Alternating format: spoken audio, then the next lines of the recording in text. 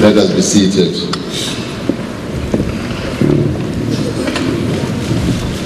Program Director, the Premier of KwaZulu-Natal, Mr. Willis Mkhunu,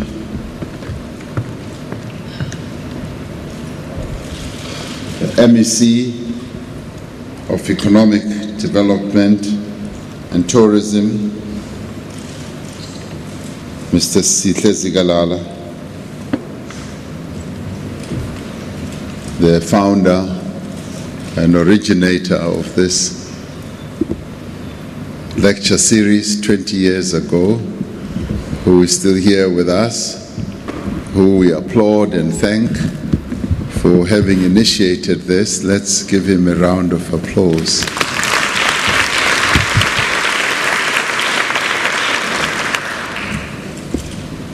The Vice Chair of African Renaissance, Professor Ngubane, the Deputy Mayor of our city, distinguished guests and ladies and gentlemen, I wish to thank the African Renaissance Trust for this invitation to once again participate in this celebration of Africa Day this year, in the year in which we also mark a very important occasion, the centenaries of two very notable Africans, Utatu Nelson Mandela and Mama Albertina Sisulu. These are Africans who, at a different time in history, particularly the history of our continent, bequeathed to us values and behaviors that stand us in good stead in the 21st century. Both Tata Mandela and Mama Sisulu dedicated their lives to securing better social and economic conditions for all the people of our country and indeed of our continent as well. Just a few days ago, I was very honored to be near here in Amanzimtoti to interact with a global industrial company and a group of highly skilled and productive young South Africans in this province. They are both living proof of how our social and economic landscape is changing for the better.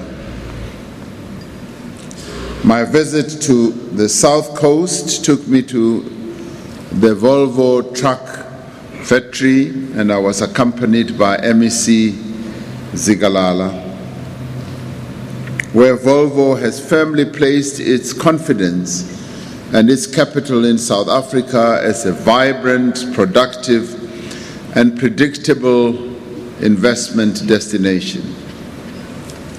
Sensitive to the need for us to promote manual work in the midst of the unstoppable march of automation, Volvo continues to invest in providing skills to its energetic team of assembly workers. Between them, these impressive young people turn the key on a new Volvo truck every 45 minutes, producing up to 10 a day, every day that they work. And they are now going to up it to 12 a day, thanks to the skills, sound working conditions, and motivation with which they have been empowered. These young workers have not only become self-sufficient individually themselves, but the material support they provide to their families means that purchasing power and personal pride and dignity are living side by side in neighborhoods around Amanzimtoti. I tell this story because it illustrates that the achievement of the African Union's Vision 2063 relies on seemingly isolated and desperate stories that are unfolding from Amanzimtoti to Abidjan, to Algiers, to Addis Ababa, to Kigali, to Nairobi, to Bujumbura, and many other places. Yet, instead of being isolated and desperate, these examples of great progress are in fact part of a rich tapestry of social and economic transformation that collectively produce a composite image of a continent on the rise. Whereas a few years ago, the magazine Economist saw fit to put on its cover a story of an Africa that is failing, which they dubbed the hopeless continent.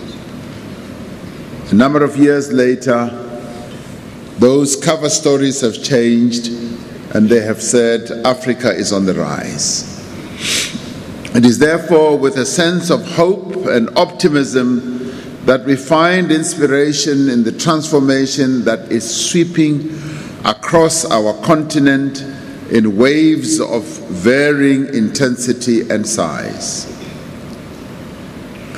These waves of development and transformation are constantly reshaping the shoreline of underdevelopment and disadvantage that used to characterize life on our continent.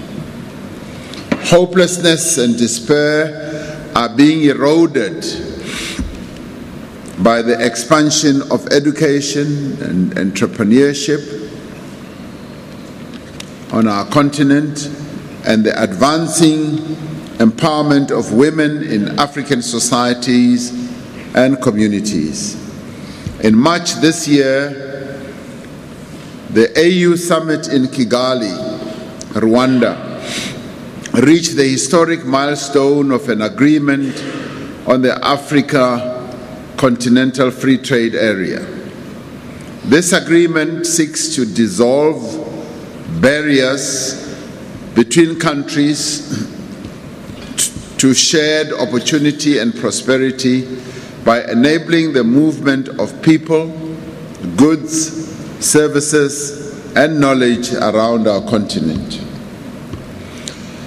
This agreement places the best that Africa has to offer at the disposal of all Africans and promises to reduce the inequality that has dogged our continent across national borders for a very long time. Poverty and underdevelopment often exists just a few kilometers away from prosperity and progress.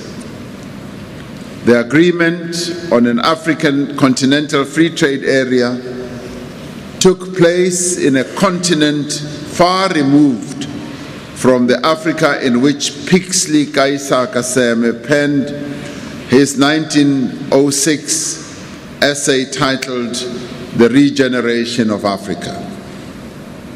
Seme called for the people in the land to unite and see the continent as equal in its contribution to civilization.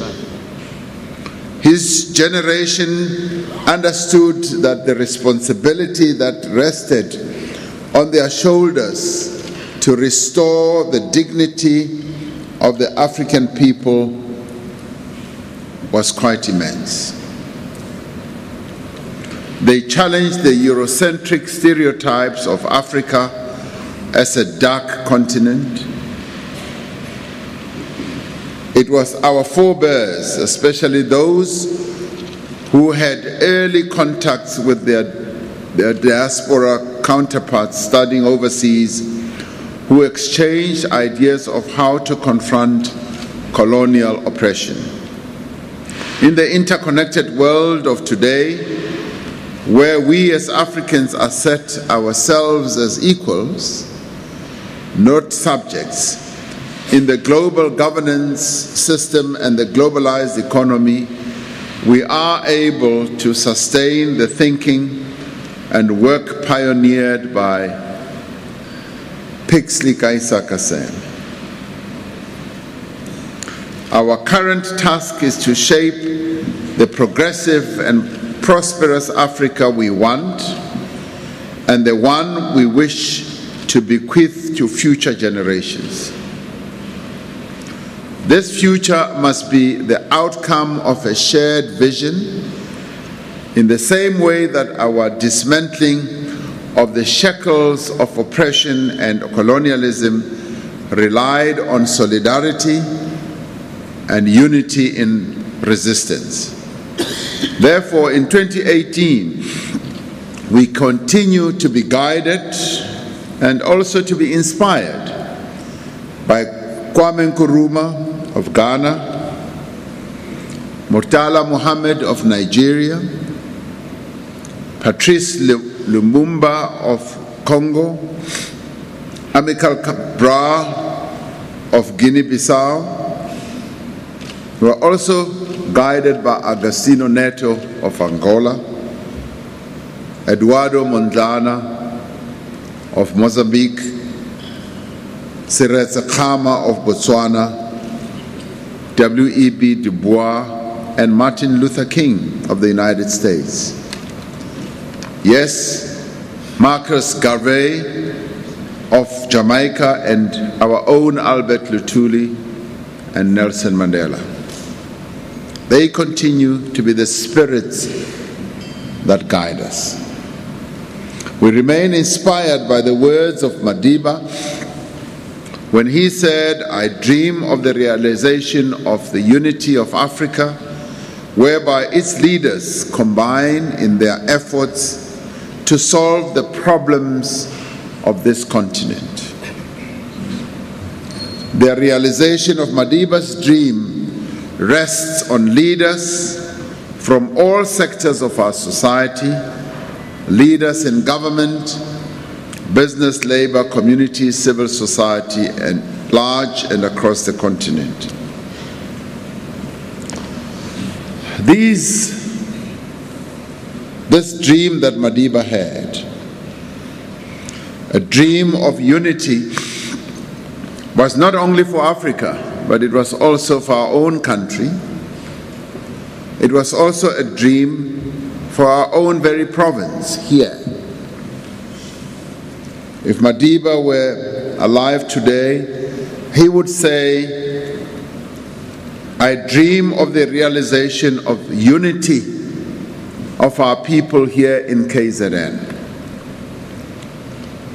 He would have spoken very vocally and loudly and said some of the expressions of either disagreement that manifest themselves in the killing of other people that we disagree with must come to an end.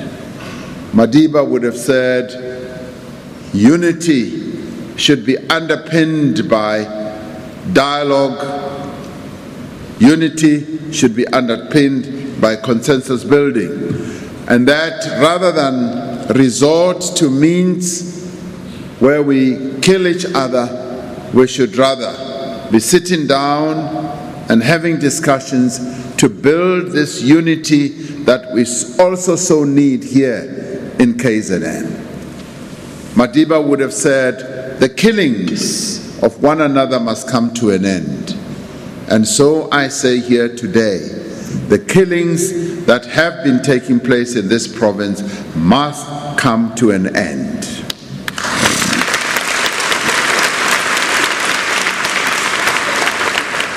It is indeed when we find a way of sitting down and discussing what makes us differ that we are able to find peace, that we are able to find a way in which we can develop our province, and indeed our country. That is what was Madiba's dream. We are also guided by the central guiding vision crafted by our continent, dubbed Agenda 2063, which is the AU vision of an integrated, prosperous and peaceful Africa, driven by its own citizens and representing a dynamic force in international arena. This is a strategic framework for the socio-economic transformation of the continent over the next 50 years. It builds on and seeks to accelerate the implementation of past and existing continental initiatives for the growth and sustainable development of our continent. In seeking to fulfill this vision, in our own instance as South Africa, we are taking steps to implement a number of policies that will make our own country be part of this development that is unfolding on our continent, so that by 2063 we are able to look back and say, yes, we played our part in developing our continent. And in our case, we want to look forward to 2030 and say, through our National Development Plan, we've been able to take important strides to develop our country.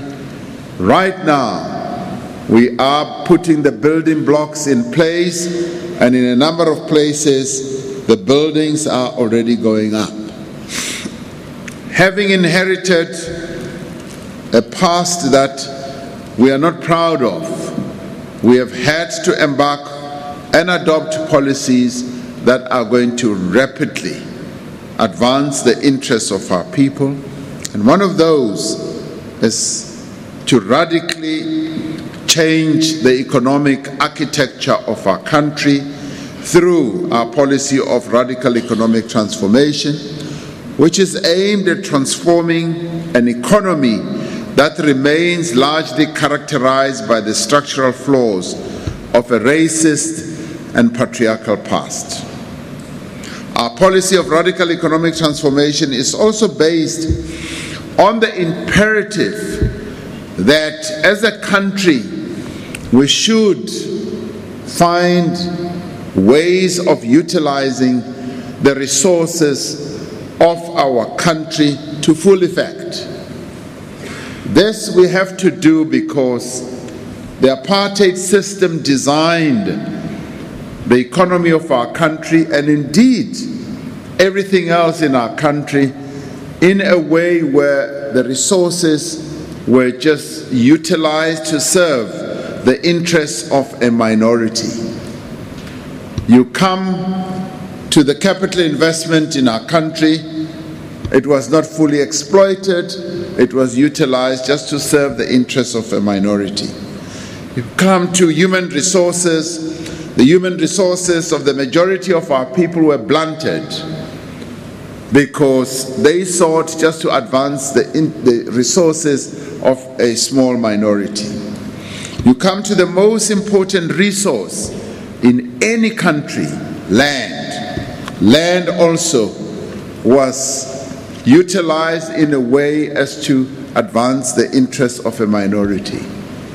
Where do you find a situation where 87% of the land of a country is just set aside for less than even 10% of a population, and the majority is allocated 13%? This is what we have had to deal with, and this is what we have decided we are going to deal with, so that we utilize the full resources of our country to advance the interests of our people.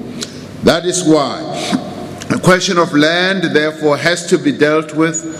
We have to distribute land to our people through a process of expropriating that land and distributing it to the majority of our people.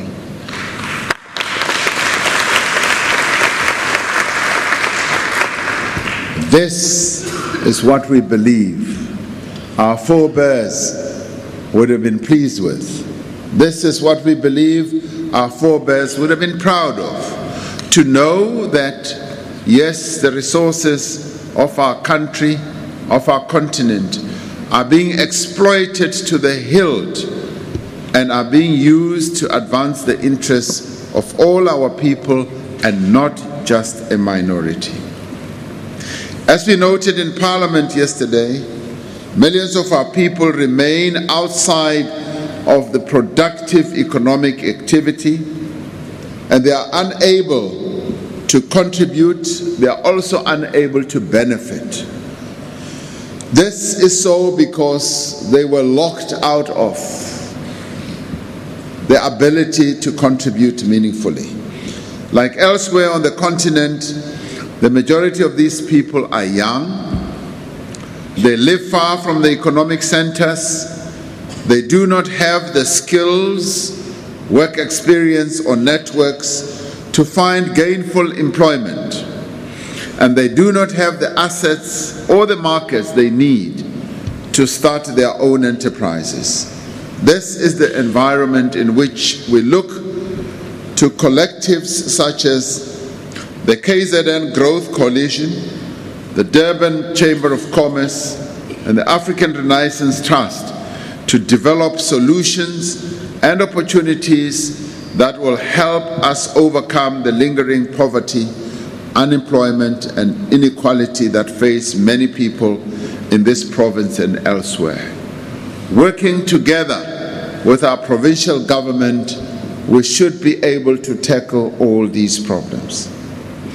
We look to the collective leadership of this province to explore ways of giving effect to the new social compact around job creation that we are seeking to build among labor, business, and communities nationally.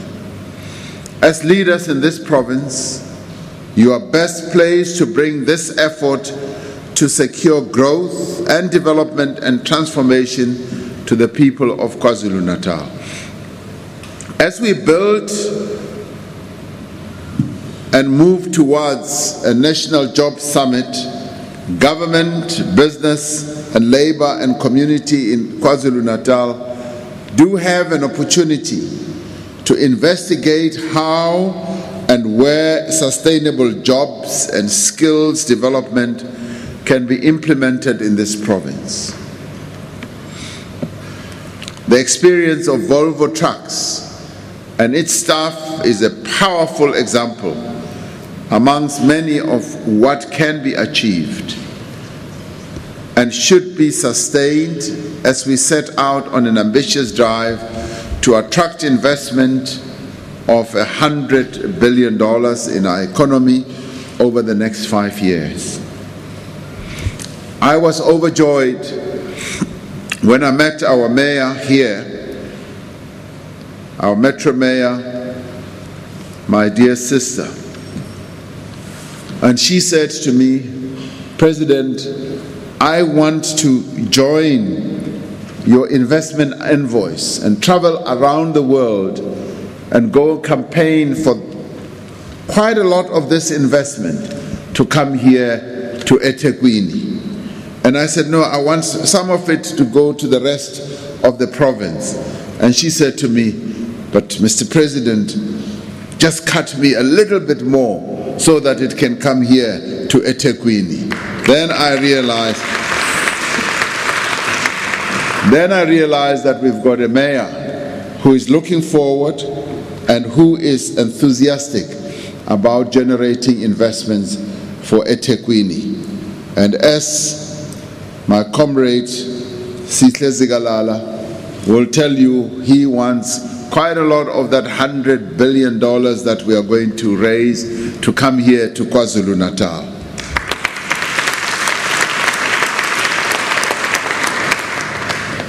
Now these are examples that we wish to see replicated not just around eThekwini, not just around KZN, but throughout our country as well, and finally throughout the continent. Our own new dawn is part of a broader continental dawn of shared growth and prosperity, in which South Africa retains its position as a gateway to Pan-African opportunity for the peoples of this continent and our international partners. South Africa's own growth stands to benefit significantly from and contribute to the rising tide of development in our region and our continent. This rising tide entails political and economic cooperation with outcomes that include greater integration and the development of regional infrastructure, the development of services and knowledge bases that equitably benefit all member states in our continent. Investors and innovators must be made to feel at home here in Africa. They must be made to feel that this is a continent that they can come and safely invest their money in. We must be inspired by our ancestors, whose boundless creativity and majestic works endure till today. The magnificent pyramids of Egypt, the sculptures of ancient kingdoms of Ghana and Mali and Benin, the temples of Ethiopia, and the rock paintings of the Kalahari all speak volumes about Africa's innovation and contribution to human development. Increasingly, these representations of African civilization are being supplemented by advanced infrastructure, industrial parks, scientific laboratories, and corporate tower blocks that mark our continent's urban landscape. The engineers and artists of ancient times have worthy successors in a new generation of young scientists, technicians, financiers, coders, and designers. Our task is to create the conditions for this new generation to grow and to thrive and to build a continent of hope and progress. This hope and progress one sees emerging in many parts of our continent, testifying to this regeneration of Africa that was foreseen by Pixley Kaisakaseme. You go through many countries of our continent. In agriculture, you go to countries such as Ethiopia, countries that were dogged by famine a few years ago. They've now become centers of excellence when it comes to agriculture. Agricultural revolutions are emerging in a number of environments on the African continent. Technological prowess is just spreading throughout the continent.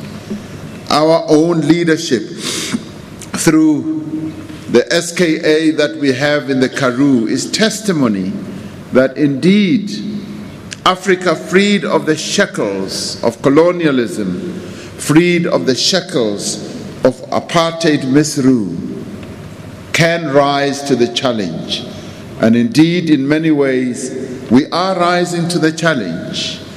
And Africa's time indeed has arrived. The key question is, have we arrived to take advantage of Africa's time?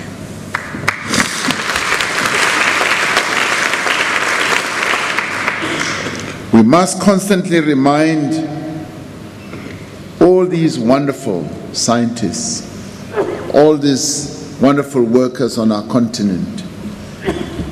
We need to constantly remind them of Madiba's words, who said, Sometimes it falls upon a generation to be great. You can be that generation. Let your greatness blossom. It is then that the brighter day of which Pixlika Isam Kaseme spoke that will rise upon the African continent. It is then that our chains will be dissolved, our plains will be red with harvest, and our crowded cities will send forth the hum of business. This is the Africa whose future is being seen, is being foretold also by our leaders. I want to conclude by saying, for me, as a new president, attending the African Union summits, it is actually quite a joy to see how African leaders across many countries have taken or are taking the development of our continent seriously. Whoever you talk to talks about the economic development, and not only of their own country, but of various countries in Africa. We've got a new generation of leaders on our continent who are focusing on how we can develop the people of our continent and how we can enhance the resources so that those resources can lead to economic development that will lead to the betterment of the lives of our people. Indeed, Africa is on the rise.